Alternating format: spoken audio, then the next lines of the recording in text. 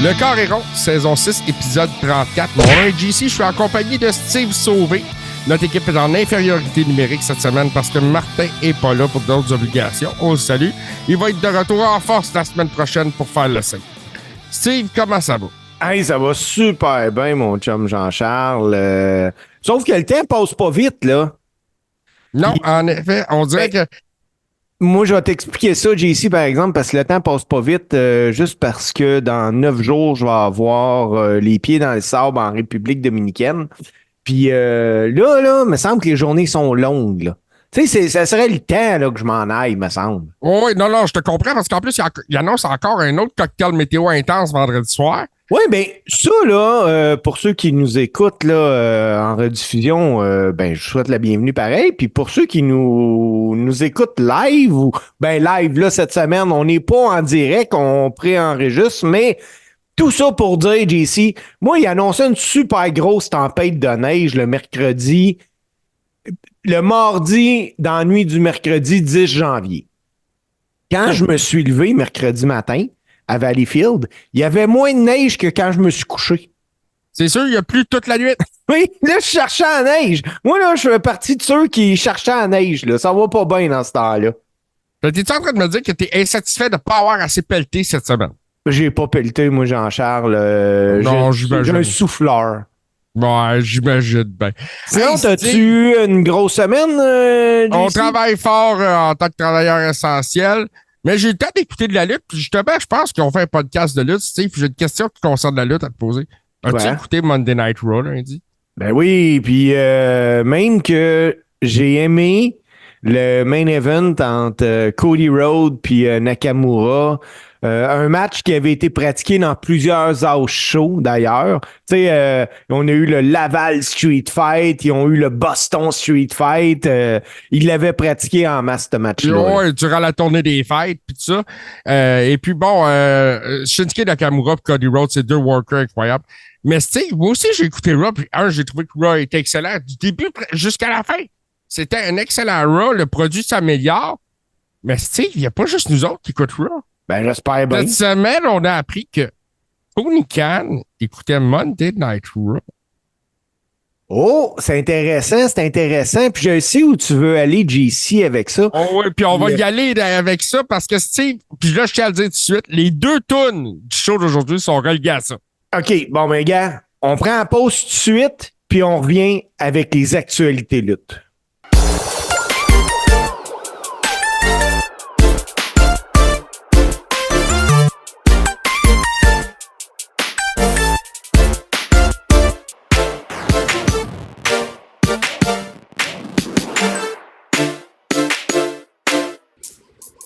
Le Godette Brother. Vendredi, midi, sur Touski TV. Donc, JC, tu me disais juste avant la pause, on a Tony Khan et Raw. J'ai vu ça passer, puis écoute, je suis pas tout seul parce qu'il y a eu des milliers de retweets puis des affaires de même, mais peux-tu nous expliquer ça? Écoute, Steve, c'est comme... Comment je te dirais ça? On te dit, on va parler des actualités lutte. Moi, je te dirais, c'est l'actualité lutte de la semaine. Ah C'est oui, celle-là. facile, du mois même. Définitivement. Écoute, ça commence après Monday Night Raw où Tony Khan veut faire la promotion de Dynamite, mais en critiquant le booking de Monday Night Raw. Donc, il parle de Hook qui est 28 victoires, 1 défaite en carrière. On parle de lutte ici, s'il vous plaît. Puis,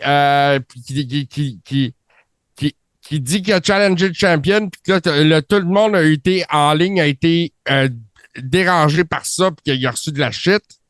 Puis là, il y parle de Jinder Mahal, le Modern Day Maharaja, qui est un gars de Toronto, il faut le signer. qui a perdu tous ses matchs en simple depuis au moins un an passé, puis il donne un title shot. Puis là, il dit, ben, où est la colère des gens? Mais là, Mais, attends, là. OK, on va arrêter là pour commencer. Oh, oui, définitivement, parce que il y a deux détails qui me marquent. Moi, il là- sait que Jinder a perdu tous ses combats depuis plus qu'un an. Fait qu'il écoute Raw. Ah ben oui, oui, oui. Moi, ce qui me titille un peu là-dedans. Premièrement, je suis sûr que t'es comme moi. Moi, je déteste qu'on voit l'affiche du gars quand il arrive. Tu sais, à la AEW, là, Ouais, il 28 essaie de victoires, une défaite. légitimiser la lutte de cette façon-là, mais tu sais, on n'est plus à l'époque du kayfabe, là. Non, C'est, non, c'est ça. et puis, ça vaut ce que ça vaut, leur stats à la AEW. La lutte, on l'a toujours su, c'est une affaire de chiffres. Tu peux le faire dire ce que tu veux. Non, non, mais moi, victoire, défaite, whatever, là. Écoute, oui, c'est important pour quelque chose, un sport, qu'une victoire veut dire réellement quelque chose. Puis là, je vais t'expliquer. Moi, là, quand tu me dis que Arthur Beterbiev, il est 18-0 avec 18 KO, ça m'impressionne, c'est de la Je boxe. suis très impressionné par une information comme ça aussi.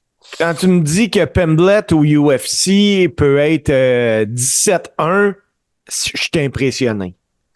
Quand Tout à tu me fait. dis que Hook a 28-1, hey, c'est un sport théâtre scénarisé. Avant de Il est monter dans 28-1 l'arène, parce qu'il veut que c'est 28-1. oui, c'est ça. Moi, ça, c'est le bout que, à la limite, là, c'est une insulte à mon intelligence. Parce que je peux te garantir que tu prends quelqu'un qui est 0,250, là, puis que bien booké, tu peux y faire gagner ce que tu veux. Ouais, ben, c'est ça. C'est exactement ça. Puis Jinder, ben, c'est un heat magnet en ce moment à Rups. Le fait qu'il ait un title shot, moi, je trouve ça légitime dans la mesure où il a déjà été un champion. Ben oui. Ça, c'est la première affaire. Deuxième affaire, ça va amener des codes d'écoute parce que tout le monde veut voir Jinder se faire péter la gueule. Ça, c'est une autre affaire. Mais là, ça pourrait s'arrêter là. Mais ça n'arrête pas là, Steve. Non, c'est ça, continue, là. Et là, je vais aller chercher l'autre information. Parce que, écoute, j'ai plusieurs print screens sur le sujet. Puis là, il y a Eric Bischoff qui pose la question à Tony Khan. Et qui lui demande, il dit, écoute, c'est toi qui as tweeté ça ou c'est un robot? Et Tony Khan, tu sais, ils se font, tu sais, là, Tony Khan réplique entre-temps Eric Bischoff de clown. Mais là, il y a même The Coach, je sais pas si c'est C'est Jonathan Coachman. Coach Rose,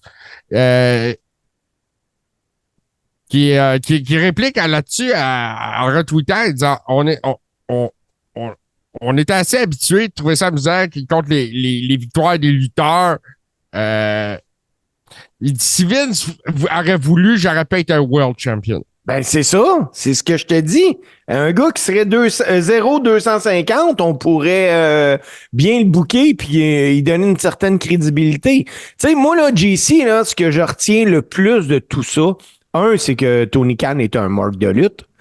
Puis, deux, pourquoi tu fais la promotion de ton compétiteur? T'as essayé de le dénigrer puis ça s'est reviré contre toi parce que les arguments que t'avais sont pas valides. Oui, mais je suis d'accord. Mais attends, c'est pas fini. Ben non, Ça je le s'arrête sais. pas là. Parce que là, Tony Khan a retweeté autre chose. En disant une victoire morale pour les États-Unis, c'est déjà une victoire de plus que leur World Title Challenger Jinder Mahal, qui a nommé au complet, qu'il y a eu dans les 364 derniers jours, à cause que c'est. Il n'a pas gagné un match en un an. Tu mets vraiment la AEW à bonne place avec Jinder Mahal dans le main event. Tu vois, à la limite, là, ça me fait dire que ce gars-là n'a jamais rien compris. La lutte, c'est une business. Et il va y avoir du monde la semaine prochaine qui vont écouter Raw.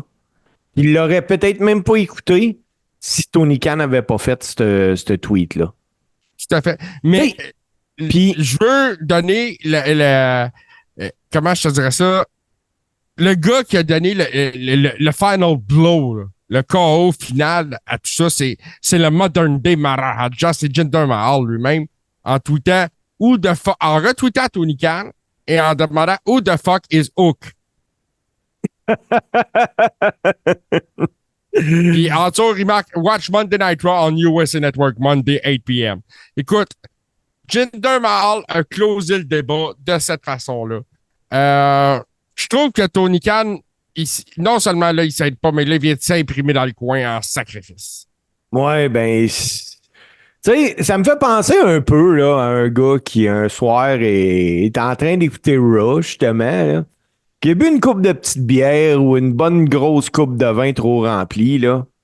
Puis là, après ça, il dit « Hey, je vais aller sur Twitter. » Puis il fait son tweet, puis au lieu de faire ce que plusieurs personnes font, dont moi ça m'arrive, JC, là, d'écrire une publication, là, que ce soit sur X ou bien sur Facebook. Puis à la place de faire publier, là, je fais supprimer. Parce que je sais que ça se fait pas. Mais lui, c'est le bout qu'il n'a pas compris. Il aurait dû l'écrire, si tu as le goût de l'écrire, fais pas publier, fais supprimer à la place, le grand. Aide-toi.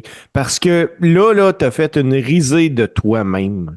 Mais. De lui et de sa compagnie. Oui, mais il n'y a pas personne, JC, qui va y dire qu'il a eu l'air d'un maillet parce que c'est Tony Khan, pis c'est le boss. Ouais, mais en même temps, Eric Bischoff l'a traité de clown. Il y en a une couple qui l'ont traité de clown là-dedans. Là. Oui, mais de le faire que Bishop ou que Ginger, ils disent qu'il est clown, il s'en fout. Et si, mettons, un MGF, il aurait dit t'es un clown, ça aurait peut-être pas été pareil.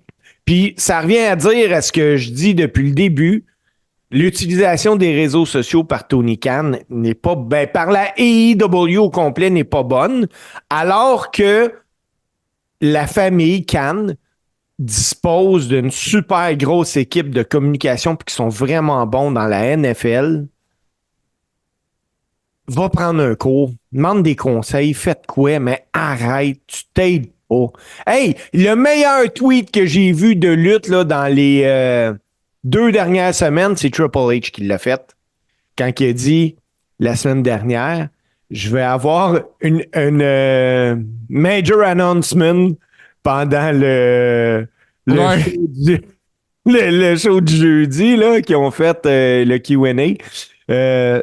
J'ai tellement ri parce que c'était vraiment une flèche d'un dent, Tony Khan. Oh, tout à fait. Tout à fait. Mais tu sais, j'ai l'impression que Tony Khan, là-dedans, ce qu'il essayait, c'est de trigger la WWE. Justement, il aimerait ça que la WWE donne plus d'attention. C'est ça qu'il veut. Ah, ben oui. Il veut démontrer que son produit, c'est quelque chose qui dérange la WWE, puis il est loin de là. Il est loin. On n'est pas dans le Monday Night War des années 90, là, Tony. Là. T'es même pas le même soir. Ah, Puis quand tu t'as essayé le même soir contre NXT, ils t'ont mangé tout rond. Ben, moi, je trouve que si je vais te le comparer au hockey, parce que d'ailleurs, ma chronique aujourd'hui va être sur le hockey, mais laisse-moi aller tantôt. La WWE est la Ligue nationale de hockey, puis la AEW est pas la Ligue américaine. Non, présentement, là, pour moi, c'est la East Coast League. Oh oui, c'est rendu ça, là. Tu sais, c'est la ligue où ce qui joue, comment il s'appelle, le bagarreur, là, Donald Brashear. Ah, ça, c'est la Ligue nord-américaine. C'est encore pire. C'est encore pire. C'est ce qui arrive présentement avec la AEW. Ça fait longtemps qu'on dit que Tony Khan a des problèmes de gestion, mais là, ces problèmes de gestion deviennent de plus en plus publics. Puis, comme je te dis, il se peinture dans le coin de cette façon-là. Ça va être beaucoup de travail pour tout l'entourage autour de lui puis de la AEW pour redonner de la crédibilité à tout ça. Ah, il va avoir un gros travail de communication à faire. Mais écoute, comme je te le dis, moi, je travaille en communication, JC, je peux te dire comment ça marche pas mal. Là. Tant que le gars voudra pas stepper up, réellement, ça steppera pas up. Ah, je sais. Tu sais, aide-toi puis le ciel va t'aider, c'est ça, là. Mais ce que lui, quand je te dis, ce qu'il souhaite, là, c'est trigger Triple H, trigger la WWE, de façon à ce qu'il réponde directement puis qu'il y ait un beef online, puis dans le but que lui, il arrive et qu'il dit, hey, on fait un show. Ben oui, c'est en plein ça. Parce que lui, il a besoin de ça. Oui, vraiment. C'est pas parce qu'il a besoin d'argent. C'est pour légitimiser son produit. Puis le pire, là, c'est, tu sais, supposons, là, nous, on en gère, puis on a géré des comptes de réseaux sociaux. Moi, je peux te confirmer qu'il y a certaines entreprises au Québec, quand tu vois le tweet passer ou quoi que ce soit, c'est pas le PDG qui a écrit ça, là. C'est une firme de com qui l'a fait. Oh oui, La c'est des gens qui sont payés pour ça, qui sont des experts là-dedans. C'est ça. La WWE, là, quand t'es voué tweeter quelque chose, là, ben, il y a une grosse firme de com qui a passé 2 fois là-dessus, puis tout le kit. Mais là, je pense réellement que Tony Khan, c'est lui avec son cellulaire devant sa TV. Il n'y a pas eu une opération communication, là. Ça va en prendre une à cause de ça. Oui, puis, tu sais, c'est dommage. Parce que, comme je te dis, ça a un impact autour de lui. Ah oui, vraiment, Si c'était juste un marque d'Internet, ça serait ça, point. Puis là, ben, je me suis renseigné un peu aussi, c'était quoi le beef avec Hook sur les réseaux sociaux. OK. Ça aussi, c'était une autre affaire, parce que je me suis questionné à savoir pourquoi il a reçu de la hate en bouquant Hook dans un match pour le championnat. OK. OK? Puis la question, la réponse est simple. Les gens trouvent que Hook, c'est un privilégié qui n'a pas payé ses 12. Tu sais, on connaît plus la lutte maintenant parce qu'on est capable de suivre les différentes carrières. Roman a vécu ça tellement longtemps là, à la WWE que justement, les gens disaient ah, il n'a pas payé ses dudes, c'est un privilégié. Que ça, pour vrai, le gars, tu sais, puis je le comprends, le worker qui se fait dire hey, toi, on te donne un beau spot, c'est pas lui qui va commencer à dire ben non, je le mérite pas. Tu sais, tu veux. Non, le je suis beau spot. d'accord, je suis d'accord. Tu sais, tout ça, c'est pas le problème de Hook, c'est le problème du booking autour de Hook. Effectivement. Effectivement. Hey, mais JC, t'as-tu fait le tour de Tony Khan? Parce que moi, Tony Khan, là, il me donne des Ben boutons, là, on a assez de parler de Tony Khan, on va commencer à parler de lutte un peu. On avait parlé de Raw, j'aimerais qu'on y revienne un peu, faire un petit résumé vite vite. Oui, vas-y, résume-moi ça. Une confrontation intéressante en début de Raw. Premièrement, la meilleure promo de toute la carrière de Drew McIntyre.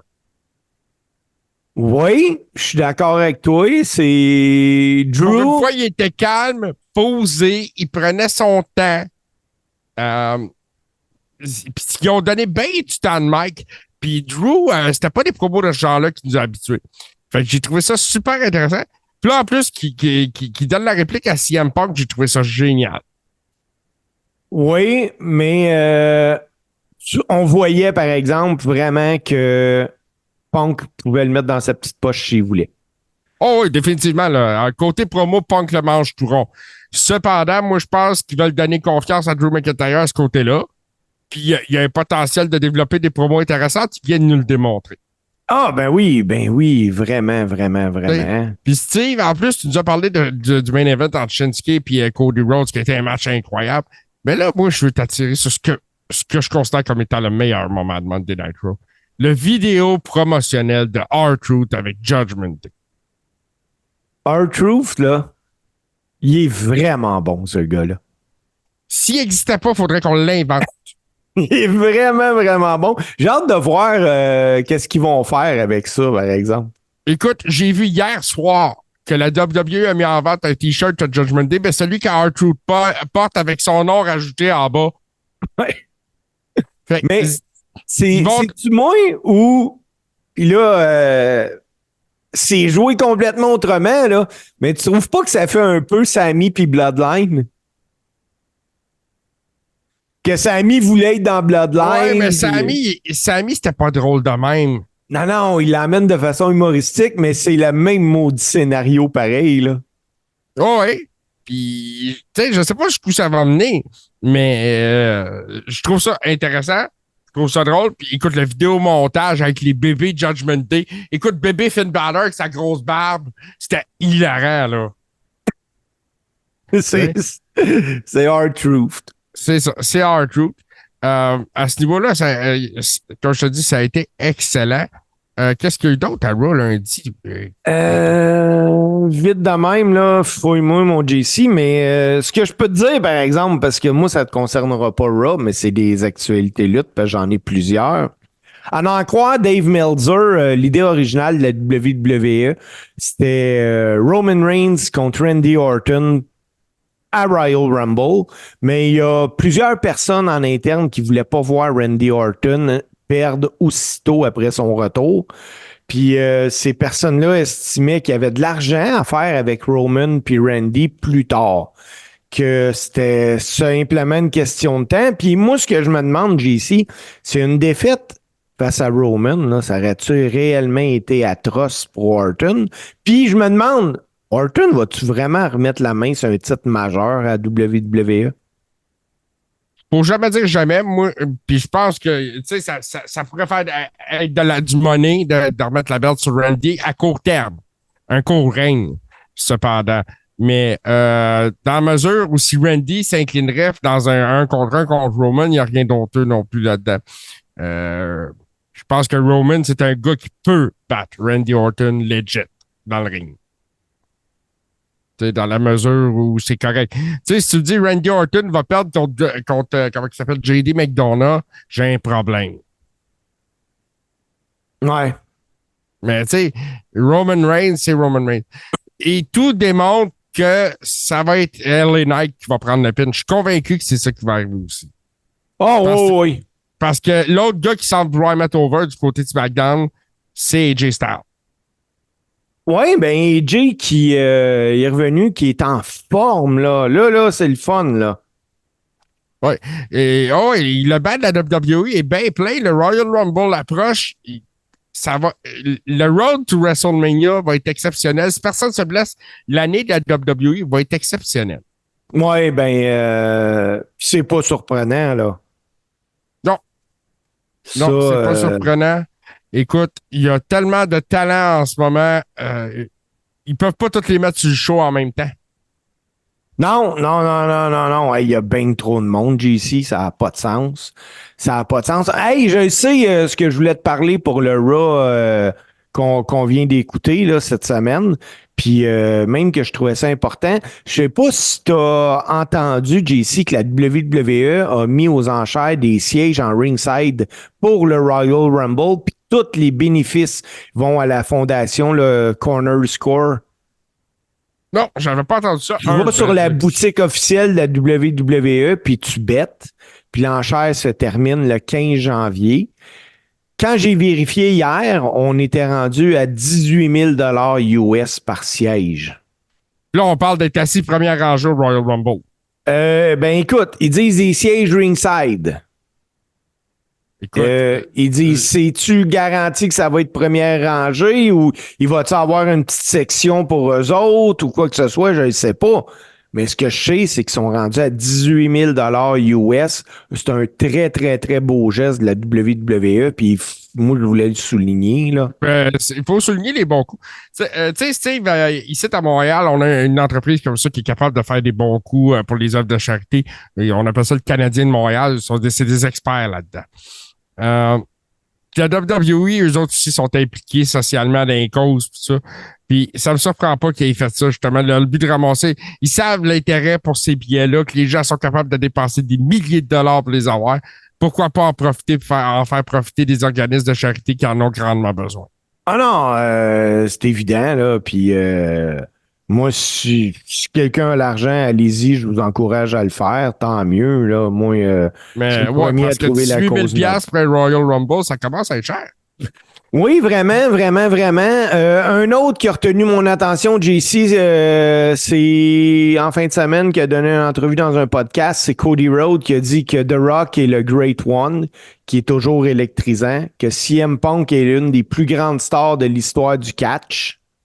Il a dit qu'il regarde ça aller, que le roster de la WWE est rempli de vedettes, que ça le gêne pas, qui s'acharne pas sur personne, puis qui sait qu'un jour, il va aller battre Roman Reigns. Il est en train de nous spoiler les finales de WrestleMania? Non, je pense que Cody, c'est un gars intelligent qui va pas spoiler personne. Parce que moi, à l'heure actuelle, là, soir 1, j'ai Cody Rhodes, pas Cody Rhodes, j'ai CM Punk contre Seth Rollins. Puis soir 2, en finale, j'ai The Rock contre Roman. Oh, et moi, je pense que c'est ça que ça va être aussi. Moi, je pense pas qu'à WrestleMania. Moi, je pense qu'à WrestleMania, Cody pourrait se ramasser contre Randy. Tu penses? Il faut que ça arrive. Ah oui, c'est un rendez-vous manqué, ça, là. Puis tu peux pas le faire ailleurs qu'à WrestleMania. Qui serait bad? Randy? Ben, Randy, c'est naturel. Oui, vraiment. Cody Rhodes bad, moi, je crois pas, là. Puis il est bien trop bon en vente de merch pour mettre ce gars-là bad, là. C'est ça. Puis il réussirait pas, je pense, à le virer bad. Puis même Randy, ça va être difficile, là. Oui. Ouais, ça va être difficile pour Randy que il va aller chercher de la heat, mais c'est pas la même heat qu'à l'époque où ce qui était le Legend Killer ou le Viper. Là. On n'est plus là, là. Les gens aiment beaucoup Randy Orton. Il a manqué à beaucoup de monde pendant 18 longs mois. On est content de le revoir, puis l'amour du public est là. Ah, ben oui. Puis moi, tu sais, à ce temps-ci de l'année, là, on commence à avoir un peu d'idées là, pour les 2 soirs de WrestleMania. On a le Rumble qui s'en vient là, dans 9 jours. Puis, non, c'est pas 9 jours, c'est dans 2 semaines, je m'excuse. Puis, ils vont profiter du Rumble pour builder certaines histoires pour Mania. On va avoir tout un WrestleMania cette année, hein? Ouais, on va avoir un WrestleMania intéressant. Tu sais, sois pas surpris que dans le Rumble, Uso sort Uso puis des affaires de même, là. Moi, je pense que c'est quelque chose qui va arriver parce que veux pas, ça semble de plus en plus dessiné qu'à WrestleMania, ils vont y aller jumeau contre jumeau pour la première fois de l'histoire. Là. Oui. Puis, Oui, ça va être vraiment. si tu rajoutes en plus sur la carte, en plus de Rock contre Roman, écoute, t'as toute la famille impliquée dans une histoire de fou, là. Oui. Non, ça va vraiment être intéressant. Puis au Rumble, il y a aussi certaines choses là, qui commencent à sortir un peu. X-Pac serait là, des choses comme ça. Puis là, il y en a un, c'est JC que je veux te parler, qui est Andrade. Parce que la GCW a annoncé le retrait de Andrade pour son prochain show parce que Andrade devait participer au show du 12 janvier, mais la compagnie a annoncé qu'Andrade ne serait pas présent sans toutefois annoncer pourquoi. Ils ont dit que ce serait Lio Rush qui remplacerait Andrade, mais c'était son premier show à l'extérieur de la AEW, là, Andrade. C'est-tu parce qu'il vient de signer puis la WWE là, puis il n'a pas accordé le droit d'aller à la GCW? Moi, définitivement, je suis convaincu que c'est ça. Je suis pas sûr que c'est une décision de la WWE au niveau du booking. C'est peut-être même sa décision personnelle, dépendant de l'entente qu'il y a avec l'entreprise. Ceci dit, il ne peut-être pas risquer de le blesser à la GCW dans la mesure où, justement, le Royal Rumble approche. Tu vois, tu parles de X-Pac. Dans les rumeurs, moi, la rumeur la plus forte que j'ai jouée sur les dirt sheets et les réseaux sociaux, c'est assez concernant le Royal Rumble. Ça a été de beaucoup alimenté à Raw durant le match de tag team féminin lorsque sa femme a utilisé le Rough Rider. C'est Zack Ryder, c'est Matt Cardona qui ferait son retour. Ben, c'est l'année passée, je pense, qu'on disait Cardona, tout ça. Cardona, je trouve que dans la dernière année sur les Indies, on en a beaucoup moins entendu parler. Il a été blessé plusieurs mois. Oui. Ça, c'est sûr que ça n'a pas aidé. Puis à cause de ça, je pense que sa blessure a fait en sorte que les gens ont perdu de l'intérêt. Mais c'est un talent potentiel intéressant à ramener à la WWE. Puis, tu sais, donner une chance à ce temps que John Cena n'est plus là. Oui, mais tu sais, d'un autre côté, je vois tellement ça aller, la WWE, c'est un site, puis je me dis, écoute, les trous, tu sais, il y a tout le temps des trous pour un talent incroyable, mais qui qu'on tasse? Tu sais, on tasse. Ça prend des décisions de même, Steve. Oui, puis on va faire ça, je pense, la semaine prochaine, là.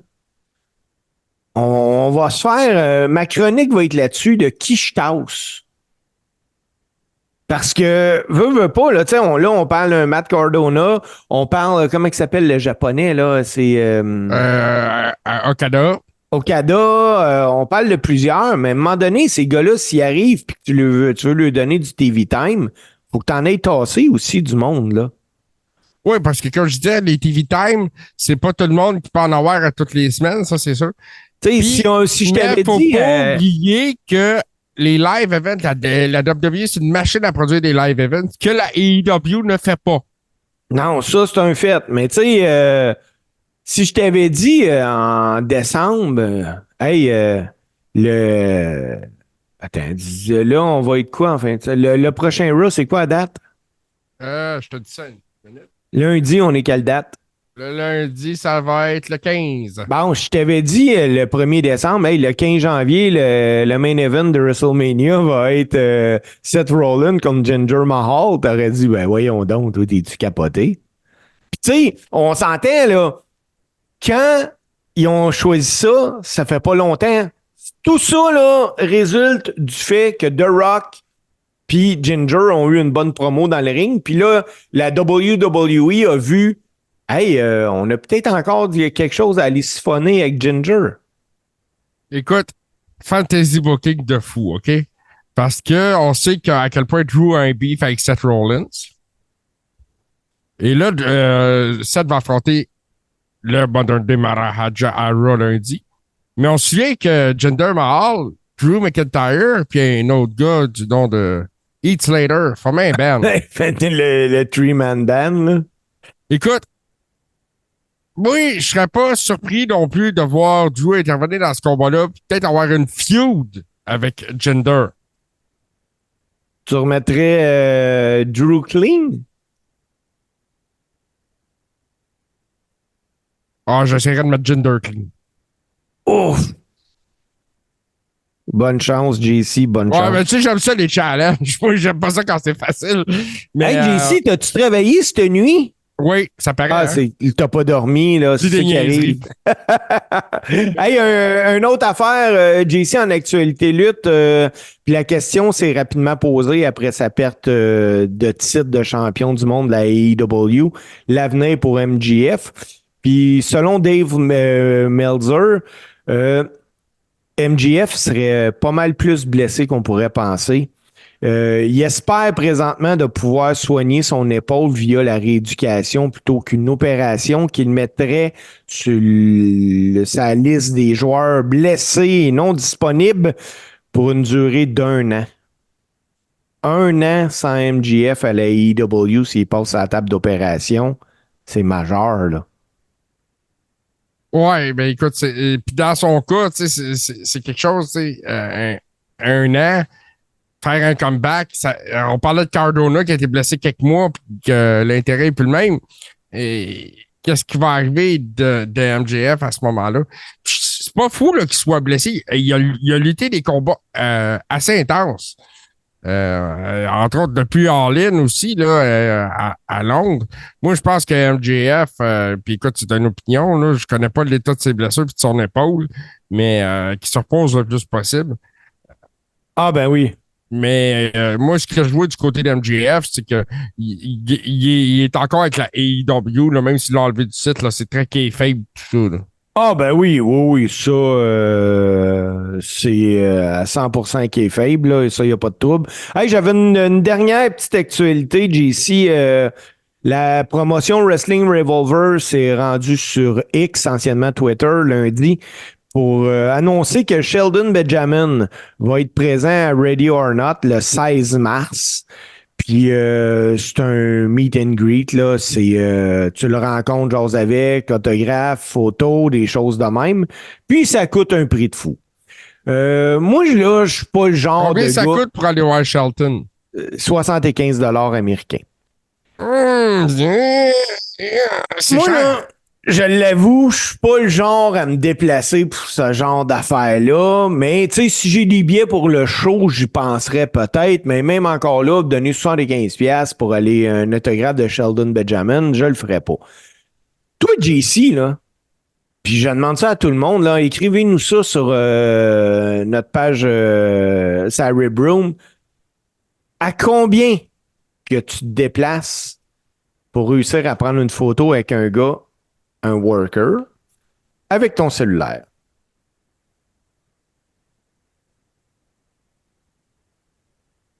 C'est Bonne interactif, là. question. Tu as le droit de répondre. Oh, ouais, non, j'essaie de réfléchir, je sais.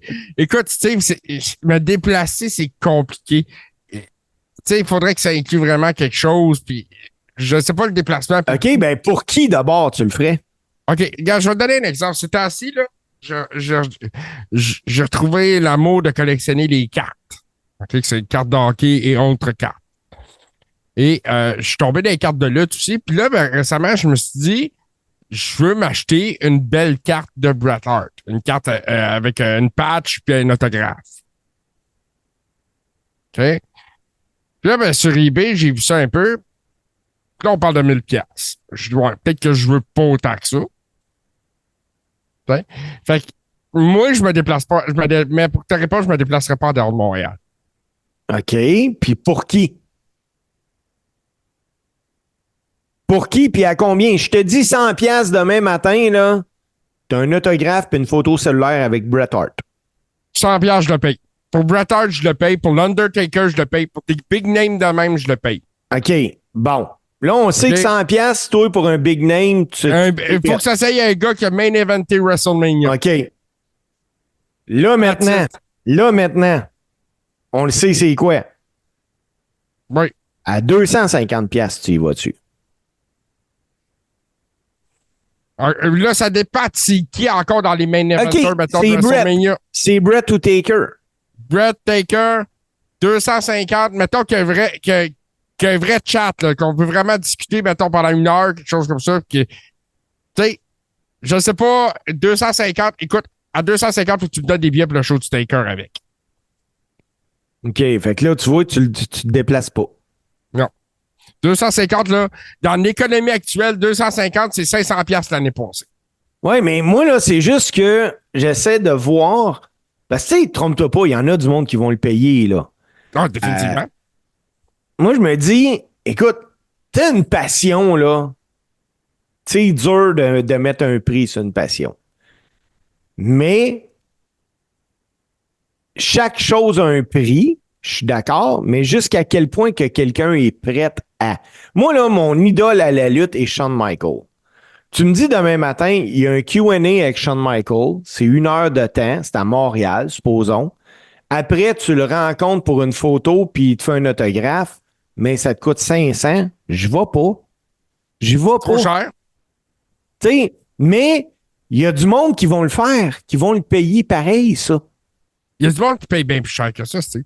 Ben Tu sais, oui. genre, je vais te raconter, Cornette a parlé de ça dans un de ses épisodes, puis c'était une des histoires qui m'a le plus marqué. C'est Tessa Blanchard, qui a un fan qui l'a payé pour qu'elle s'enregistre en audio pendant qu'elle fait caca. Hey, c'est weird, là, hein? Oui. Puis ça a l'air que le gars a payé au-delà de 1000 pièces pour ça. Moi, là, Il l'a pas rencontré, il a pas reçu le caca, là.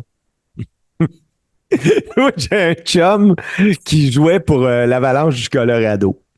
Puis il me contait qu'une des choses les plus malaisantes qui était arrivée, c'est que pour un œuvre de charité, là, un hôpital pour enfants malades ou whatever, là, il y avait eu, tu pouvais bêter, c'était à l'encan, puis tu avais un souper avec lui dans un restaurant du Colorado, tout ça. Puis il dit, c'est l'affaire la plus malaisante qu'il y a eu, parce qu'il dit, écoute, il dit, si quelqu'un était capable de payer, mettons, 6000 pièces pour ce souper-là, il faut vraiment que ce soit un fan de toi. Ben, Il dit, Chris, oui. il dit, c'est malaisant parce que là, il dit, tu veux tellement rien dire qui pourrait le déplaire, puis en plus, tu représentes l'équipe. Il dit, c'en est malaisant. En effet, écoute, puis oui, il doit avoir un malaise. Tu sais, il faut que ce soit autour d'un contexte peut-être d'animation ou de quelque chose, parce que sinon, là, ça peut être long et terriblement malaisant. Et je me souviens que la WWE a fait des concours dans ce genre-là. Tu peux avoir une date avec une diva à l'époque. Imagine, quelqu'un qui est prêt à bêter plusieurs milliers de dollars pour dater avec une diva. mais qui peut pas consommer ce qu'il voudrait consommer. Ah non, puis on s'entend que quand que la personne a payé des milliers de dollars pour faire ça, elle a une idée en arrière de la tête déjà. C'est ça. Puis, tu sais, la WWE a changé la méthode aussi que les fans prennent des photos avec les lutteuses féminines puis toutes les employées féminines parce que justement, il y avait trop de contacts cringe, là, que il y a des milliers de photos comme ça sur les réseaux sociaux, c'est dégueulasse. Ouais. Mais c'est... Non, Ah non. Ça, c'est dégueulasse. Hey, JC, moi, ça fait le tour des actualités lutte. En avais-tu d'autres? j'ai pas vraiment l'actualité, Steve. On va aller parler de hockey avec toi. C'est drôle parce que j'aime ça parler de hockey. Puis j'ai bien hâte de voir de quoi tu vas nous jaser. Bon, ben, écoute, On va aller faire ça dans on prend une quelques petite instants. pause, ouais. On prend une petite pause, puis on revient avec Chronique Hockey. Pour Alex, des samedis matins remplis d'art et de zénitude, c'est une vieille habitude.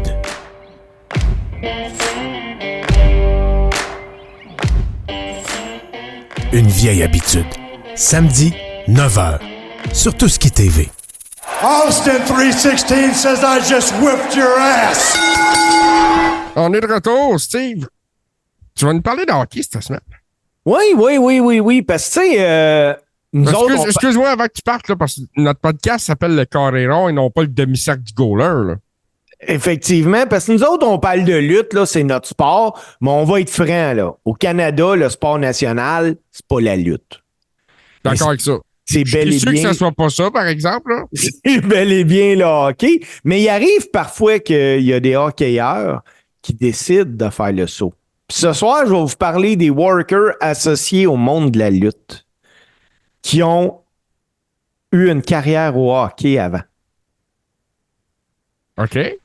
Le premier, puis là, JC, c'est interactif. Je t'invite, tu peux me couper Oui, ben écoute, les je vais Rebels, participer à ça. je vous invite aussi à, si vous en connaissez d'autres, mettez-les dans le chat, mettez-les sur une publication Facebook, quoi que ce soit. Le premier, il s'appelle Ian Richard Hodgkinson, connu des amateurs de lutte sous le nom de Vampiro. Oui, Vampiro, ouais. Vampiro, c'est un gardien de but, ça. Il a été repêché dans la Ligue de hockey junior de l'Ontario en 10e ronde par les Canadiens de Kingston, mais il n'a jamais réussi à faire sa place. Il a terminé sur un ring de lutte après avoir fait ses débuts et avoir été entraîné par Louis Laurence, le Québécois. Ouais, mais tu vois, en plus, Vampiro, c'est un gars de chez nous. Je trouve ça intéressant parce que c'est un détail que je me rappelais pas, c'est qu'il avait joué au hockey. Oui, c'est un gardien de but. L'autre que je vais te parler, c'est un véritable athlète, un Golden Glove à la boxe, Marc Miro, qui a grandi à Buffalo. Pendant son adolescence, il faisait partie de l'équipe de hockey de Liverpool High School. Lorsqu'il jouait junior, il a même été nommé MVP de la Ligue alors qu'il endossait les couleurs des Stars de Syracuse. Wow! Ça aussi, c'est impressionnant. Ben, tu parles d'un athlète accompli, justement, Mark Miro, qui a gagné des Gador. Et tu sais, c'est quoi mon histoire préférée de Mark Miro? Je suis sûr que c'est en lien avec Sable. Oh, c'est clair que c'est en lien avec Sable. Mon histoire préférée de Mark Miro, c'est quand il s'est rendu compte que Sable l'a trompé avec Brock Lesnar. Lui, il avait juré que s'il trouvait le gars, il casserait la gueule. Quand il s'est rendu compte que c'était Brock Lesnar, il s'est dit que le pardon, ça avait des avantages aussi. J'aime ça. Et le troisième, JC, Glenn Colga. Il y a un ancien joueur de la Ligue canadienne de football. Lui a commencé à jouer au hockey dans les ligues mineures avec la British Columbia Hockey Capitals en 1980. Puis il est allé jouer avec Medicine Hat, les Tigers de Medicine Hat. Lui, ses inspirations ont changé assez vite parce que ses qualités de footballeur ont pris le dessus. Mais quand il joue au hockey, Glenn Colga, on parle d'un monstre. Il a fait beaucoup plus de bruit avec ses points G que ses points T. Ouais, ben, j'imagine aussi que, tu sais, il y a une certaine époque dans le hockey où ça prenait un ou deux shérifs par équipe pour faire régner l'ordre sur la glace. Moi, et puis lui, c'en était un. Un autre que j'ai envie de te parler, tu dois te rappeler de Matt Striker. Ben oui, je me souviens de Matt Striker. C'était pas l'enseignant, ça? Oui, ben Matthew Kane, de son vrai nom, c'est tout un joueur de hockey. À l'adolescence, il est celui dont les gens parlaient. À 14 ans, on le voyait déjà représenter les États-Unis au championnat du monde junior. Mais sa petite taille a joué contre lui. Il s'est rendu parmi les plus beaux espoirs en vue du repêchage junior, mais c'est en allant jouer un tournoi au Canada pour le Combine Junior, justement, qu'il y a eu une surprise de taille. Quand il est arrivé là, lui, il était sur patin, puis il était plus petit que les gars qui étaient nu-pieds. Puis plutôt que de l'encourager au hockey, son père, qui était plus terre à terre, il a suggéré à son gars de chercher un plan B, d'avoir un diplôme. Puis c'est comme ça qu'il s'est amassé enseignant. Surtout enseignant. Moi, je me rappelle qu'il s'était trouvé dans le trouble avec son employeur à ce moment-là, à un certain moment, parce que il luttait, puis il manquait des journées de travail à cause de ça.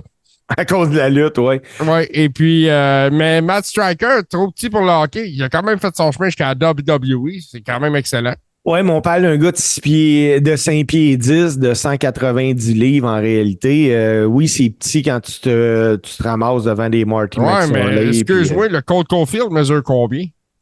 Il y avait moins de talent que Cole Caulfield, C'est sûr par exemple. c'est sûr que c'est pas le même genre de talent, mais je veux, tu sais, à grandeur égale. Là. Oui, mais à un moment donné, il y a le talent aussi, là. Le talent rentre en ligue, d'accord. La prochaine personne que je vais te parler s'appelle Jessica Nora. Beaucoup mieux connue sous le nom de OBD. Elle jouait au hockey. Cette lutteuse-là d'Impact est une ancienne premier choix était une ancienne première ronde du hockey universitaire pour l'université de St. Mary's. Dis-moi qu'elle jouait à la défense. Ouais, mais comme le hockey féminin avait peu ou pas de visibilité à cette époque-là, il était difficile pour quelqu'un de vouloir faire une carrière.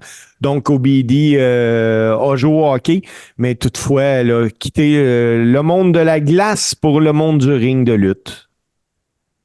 Et tu vois, là, tu sais, de me sortir un nom ouais. Écoute, je la vois jouer à la défense, là, puis je traînerai pas le long des bandes avec elle qui tourne autour. Non, moi non plus.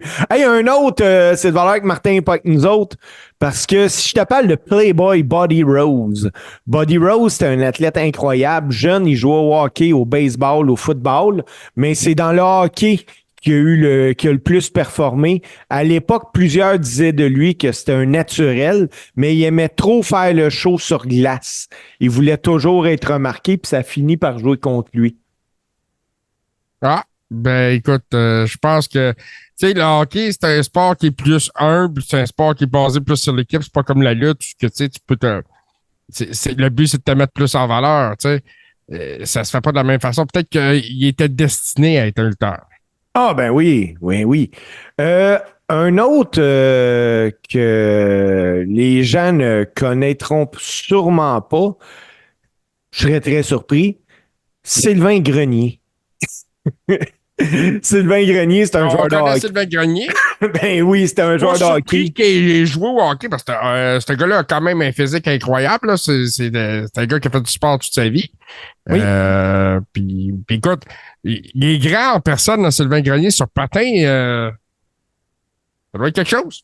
Oui, c'est vraiment quelque chose. Un autre JC que tu connais, William Jason Rizzo, rêvait d'une carrière de hockey. Ça, c'est Christian. Dès qu'il en avait l'occasion, il chaussait les patins. Né à Kitchener, en Ontario, le 30 novembre 1973, celui que le monde connaît sous le nom de Christian se décrit d'ailleurs comme étant le plus grand partisan de toute l'histoire des Maple Leafs de Toronto. Il doit en essuyer des déceptions, ce gars-là. C'est pour ça qu'il est amer comme ça au micro tout le temps. Tu comprends-tu? Il est fâché parce que les Maple Leafs ne gagnent pas. T'sais. Effectivement. Hey. Mais en même temps, c'est des gars de l'Ontario. Je suis pas surpris que les gars du Canada, justement, le hockey, t'en as parlé de notre sport national. Moi, je me souviens quand il y a eu des conflits de travail dans la Ligue nationale, écoute, la déprime était près à la grandeur du pays. Oui.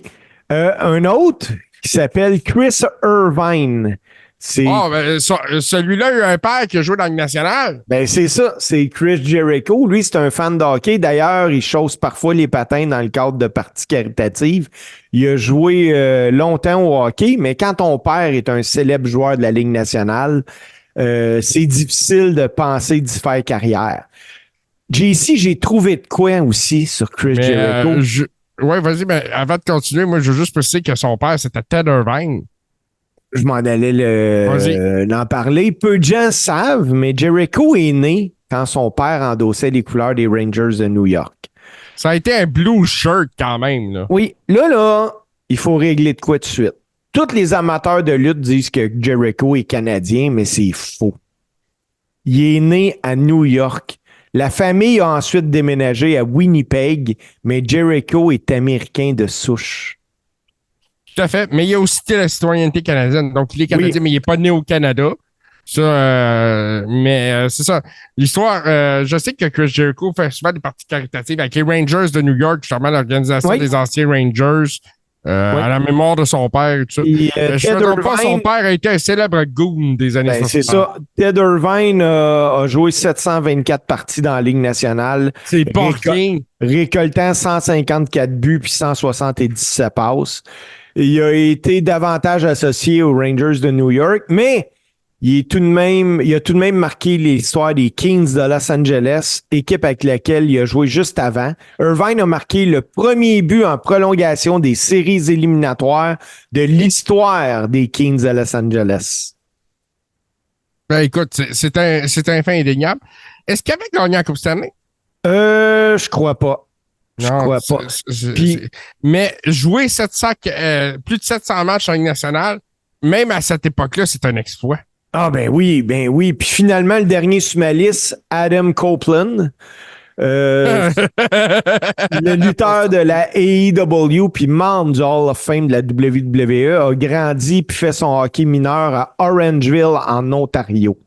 Dès son adolescence, il a été utilisé sur la patinoire pour jouer les goons. Déjà que Copeland était imposant, l'équipe comptait également sur Aaron Downey, un joueur qui a d'ailleurs endossé le chandail des Canadiens de Montréal en 2005-2006. Lui, là, pour donner une idée, Downey, dans la Ligue américaine, il y avait en moyenne 405 minutes de punition par saison. Donc, imagine sur la glace en même temps qu'Adam Copeland, qui était plus grand et plus gros que tous les autres. Ça devait brasser les bandes à l'aréna d'Orangeville en Ontario. Ah, définitivement. Adam Copeland, c'est ça, c'est un gars qui est très grand. Puis écoute, il a des grandes jambes. Il devait patiner sur un moyen temps. Oui. Fait que JC, c'est ce que j'avais comme chronique hockey. Je t'invite, on y va avec les deux tunes, mon JC. Peux-tu nous dire c'est quoi les deux tunes? Ben, les deux tunes, comme je te dis, j'ai sélectionné le beef de la semaine là, sur les réseaux sociaux. C'est ce qui m'a aidé à choisir les deux tunes. Fait qu'on va écouter le thème de Hook, qui est The Chairman ou quelque chose comme ça. Et le thème de Jinder Mahal, le Modern Day Maharaja, juste pour faire plaisir à Tony Khan. Puis on revient avec le close.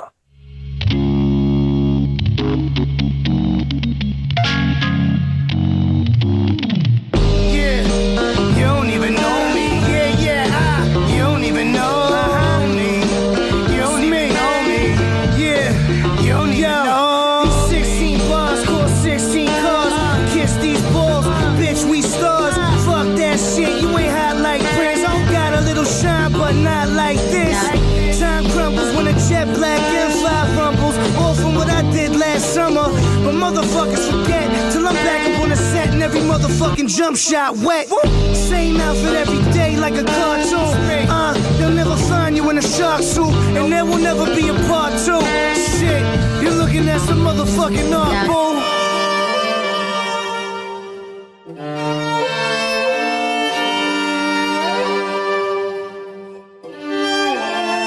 Two pumps from the inhaler got me feeling like Lawrence Taylor. Kisses on the cheek from my tailor. I got the soul of an Amazon healer. Better be sure to put them cameras on. Turn dreams into real shit. Yeah, I might be sick. Sitting courtside, I'm likely lit. Draw blood, I'm already made. But little man, I cut your face like wedding cake. You don't even know me. You don't even know me. You don't even know me. You don't even know.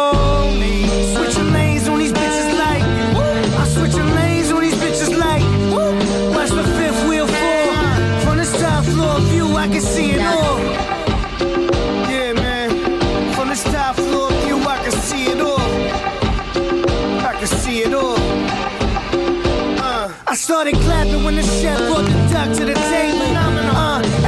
shining like an angel.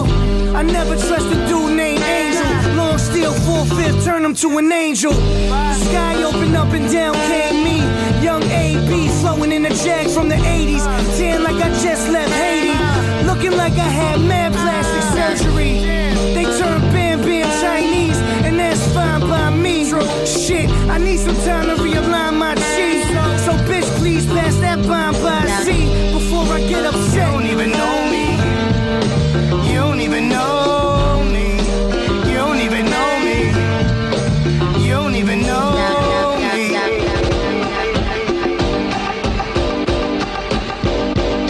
Ma vet finns som tam ai som tam säb. वारी वारी आए मैं सारे आजमाए मैं पन पन रखदा गया 7 फुट दा जवान जिवें पहाड़ आ गया वैरियां दी घर चीर पाड़ आ गया मार थापी मूंह उत्ते पाउंदा छिकली बंदूक विचों वेख जिवें गोली निकली वारी वारी आए मैं सारे आजमाए मैं पन पन रखदा गा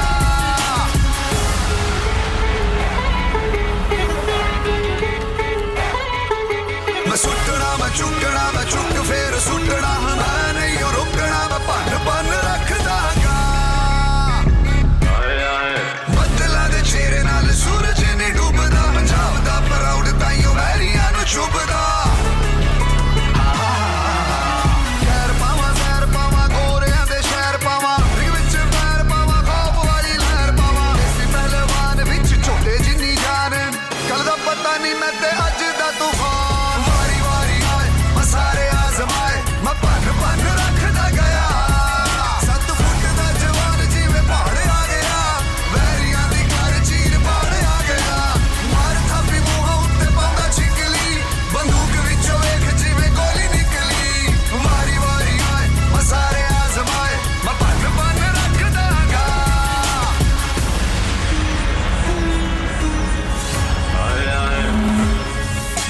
वारी वारी आए मैं सारे आजमाए मैं पन पन रखदा गया 7 फुट दा जवान जिवें पहाड़ आ गया वैरियां दी घर चीर पाड़ आ गया मार थापी मूंह उत्ते पाउंदा छिकली बंदूक विचों वेख जिवें गोली निकली वारी वारी आए मैं सारे आजमाए मैं पन पन रखदा गा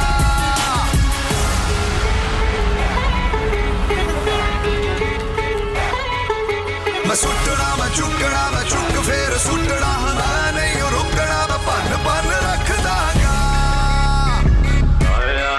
बदला दे चेहरे नाल सूरज नहीं डूबदा पंजाब दा प्राउड ताइयों वैरियां नु चुभदा खैर पावां जहर पावां गोरियां दे शहर पावां रिग विच पैर पावां खौफ वाली लहर पावां देसी पहलवान विच छोटे जिन्नी जान कल दा पता नहीं मैं ते अज दा तूफान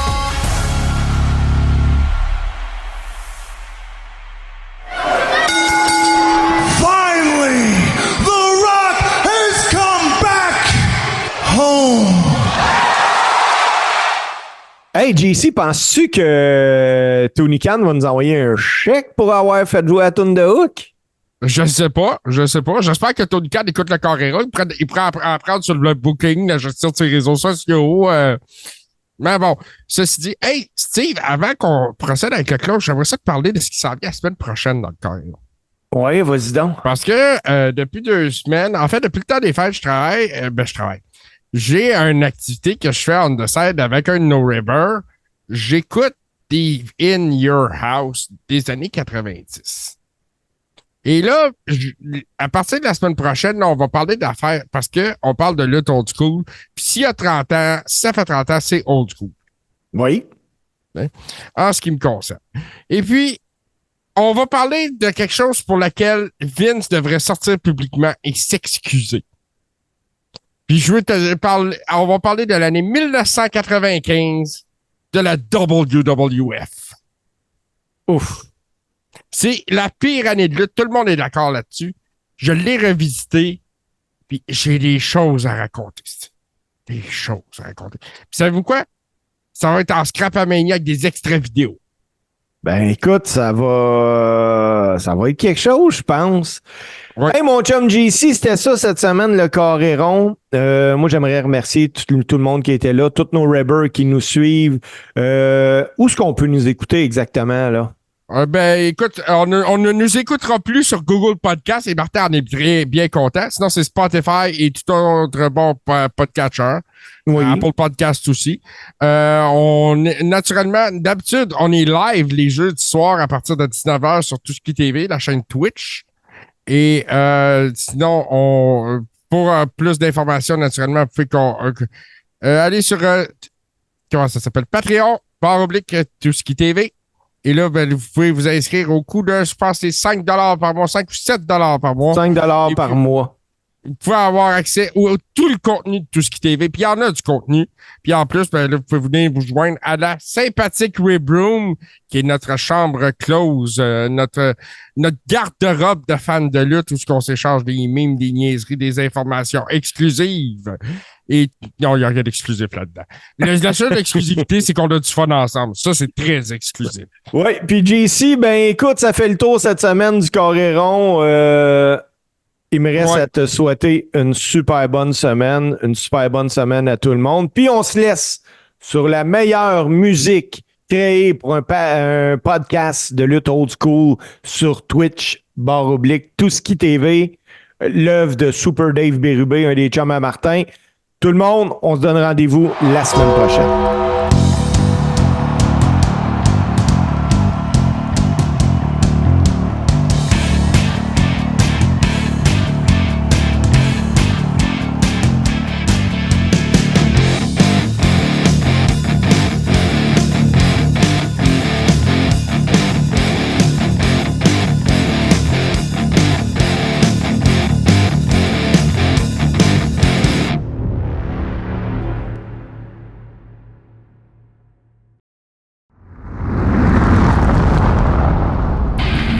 Tout ce qui explore, tout ce qui ose, tout ce qui décoiffe, tout ce qui surprend, tout ce qui te reste à faire, c'est de t'abonner.